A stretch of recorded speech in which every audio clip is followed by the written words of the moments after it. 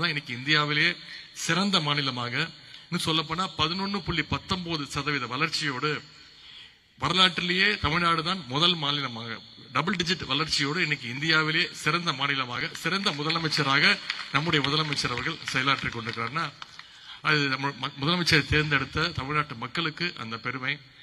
எனவே உங்களுக்காக உழைப்பதற்கு 2026 சட்டமன்ற தேர்தலில் மீண்டும் நம்முடைய திராவிட முன்னேற்ற கழகம் ஆட்சி அமையணும்னா, இங்கே அன்பரசன் அவர்கள் சொன்னது போல இங்கே கிட்டத்தட்ட 1000 ஆட்டோ ஓட்டுநர் நண்பர்கள் வந்திருக்கிறீங்க.